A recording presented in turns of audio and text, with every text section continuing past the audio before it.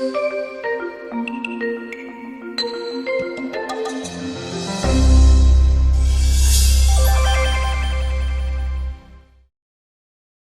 trabajo decente puede ser nuestra seña de identidad como organización sindical, una seña de identidad importante con características como el diálogo social, que a veces es difícil que nuestra gente entienda, pero que forma parte de la agenda del trabajo decente, y el hecho de que organizaciones o contrapartes nuestras nos soliciten ayuda para saber cómo llevar ese diálogo social a sus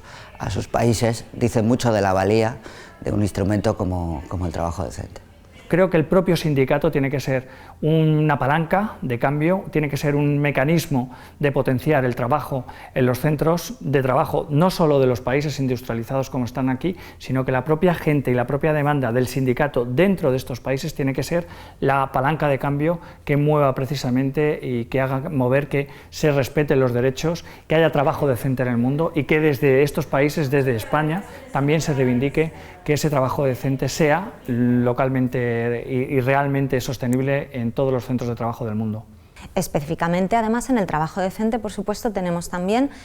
una serie de medidas que lo que tratan es de empoderar económicamente a las mujeres, luchar contra la explotación infantil, en concreto de las niñas, en muchos países en desarrollo, pero sí, específicamente también viene recogido dentro del trabajo decente.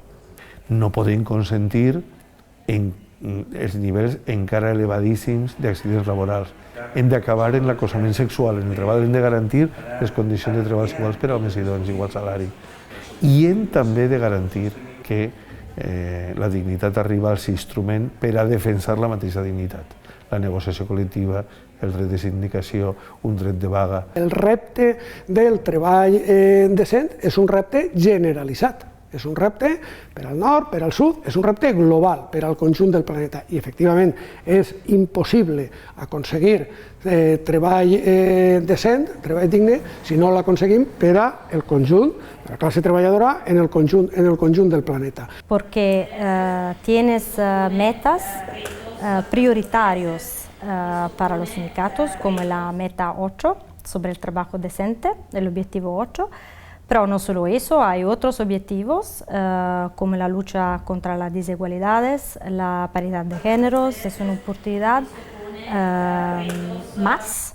para hacer que los sindicatos sean más fuertes y los mensajes de los sindicatos sean más oídos para los actores principales. Para que haya una economía saneada, el conjunto de personas tiene que poder acceder a los recursos básicos, al consumo, y sin una distribución de la riqueza adecuada, pues estamos viendo que cuando hay situaciones de pobreza y de exclusión social,